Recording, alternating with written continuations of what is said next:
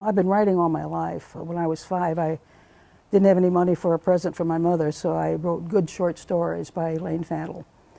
And my sister says, "How do you know they're any good?" And I said, "Well, they're short." So that was my first offering. All the stories were about a kid breaking his leg, a kid having a cough. I wanted to be a doctor. I told my physician that I was thinking of medical school. And he said, "Why would you do that? Don't you know that there's a Jewish quota? You're taking a boy's place, you're just going to get married and have children. Why would you do such a thing?" It was a difficult time to want to do things and be things and be told you couldn't simply because you were a girl. And I guess I was so traumatized that I thought, okay. So I went to Northwestern started out as a theater student, ended up as a radio TV. But a lot of my writing was on medical issues. And because I was interested, I would ask doctors questions and sort of translate it into English and found I was good at it.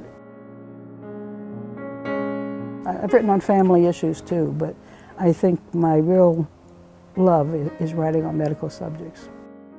My first book was How to Be a Successful Housewife Writer. If you didn't have a job out of the house, didn't matter that I was writing books, I was a housewife. I'm still getting letters from women all over the world saying, "I read your book, How to Be a Successful Housewife Writer," and I started writing. I did write a memoir recently, Growing Up Jewish in Small Town America. I think I was raised by leaders, so I became one. When we moved to Fort Dodge, I was 3, Fort Dodge, Iowa, and there were 32 Jewish families, no synagogue, no Sunday school.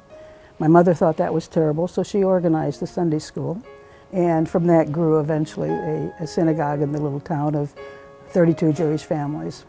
Daddy, when we moved to Tampa, he realized that there was no real training program for real estate people. So he started a real estate school. So yeah, I learned a lot from them. I've been involved in St. Joseph Hospital for 36 years, or 37.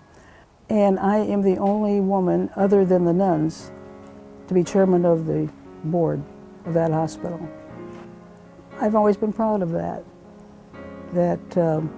I had that opportunity to lead and to make some decisions that I thought were important to the hospital.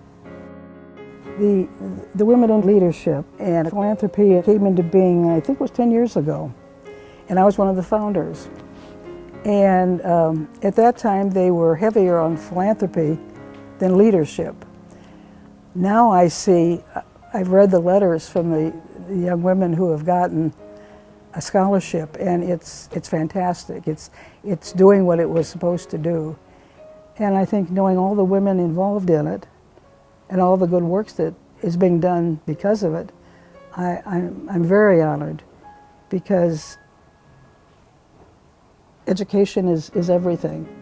And if these young women can get help to get their education, it's something that no one can ever take away from them. It's very special. And because it's USF, it's very special.